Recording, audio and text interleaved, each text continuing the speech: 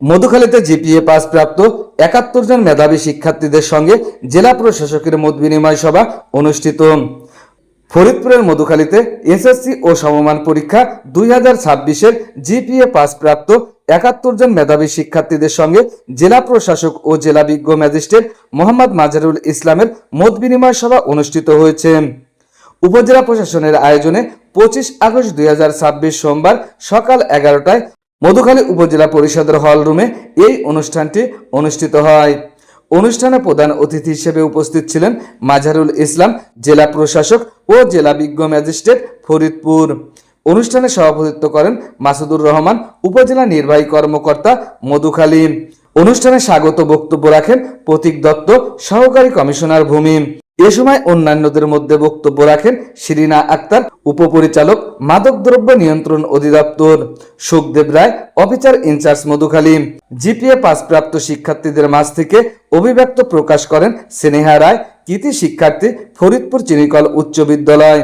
প্রধান শিক্ষকদের পক্ষ থেকে বক্তব্য রাখেন মোহাম্মদ মামুনুর রহমান, প্রধান শিক্ষক, মধুখালী পাইলট উচ্চ বিদ্যালয়। অনুষ্ঠান পরিচালনা করেন আব্দুল আওয়াল আকন, মাধ্যমিক শিক্ষা কর্মকর্তা, মধুখালী। এ সময় অন্যান্যদের মধ্যে উপস্থিত ছিলেন উপজেলার বিভিন্ন দপ্তরের কর্মকর্তা কর্মচারীগণ, বিভিন্ন বিদ্যালয়ের প্রধান শিক্ষকগণ, অভিভাবকবৃন্দ ও সাংবাদিক মণ্ডলীরা।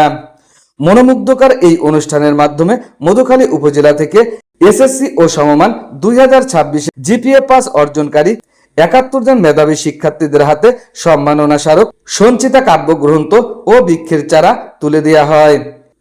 এ সময় জেলা প্রশাসক মাজারুল ইসলাম কৃতি শিক্ষার্থীদের আরো উন্নত সমৃদ্ধি কামনা করে গুরুত্বপূর্ণ বক্তব্য রাখেন। ঠিক আছে, সবাই প্রতিকূল পরিস্থিতিতে পড়বে। তোমরা ফেল করেছো কিনা জীবনে? ফেল করো নাই কেউ? কোন সাবজেক্টে ক্লাস 1 থেকে শুরু করে ফেল করো নাই? করেছো? কে কে হাত তোলো? ফেল করেছো কে কে? মানে লজ্জা পাওয়ার কিছু নেই, হাত তোলো। আমিও হাত তুলেছি, কিন্তু আমি অনেকবার ফেল করেছি, বুঝলে? আমি অনেকবার ফেল করেছি। তো এই ফেল মেনে নেওয়ার মানসিকতা কি করতে হবে?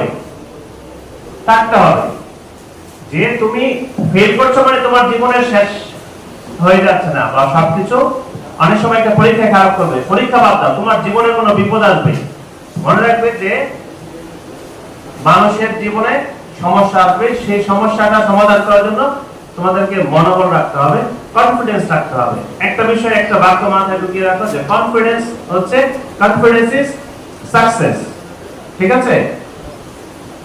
তোমাদের 2 লাইন কবিতা শোনাই। হ্যাঁ, রবার্ট ফ্রস্টের, এটা তোমরা শুনেছো যে woods are lovely, dark and deep, but I have promises to keep and miles to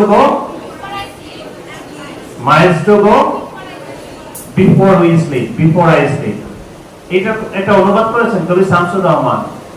মনোরম গণবন কি যে অন্ধকার, কিন্তু আমার যে আছে অঙ্গীকার, ঘুমিয়ে পড়ার আগে হতে হবে বহু পথ পার, বহু পথ পার।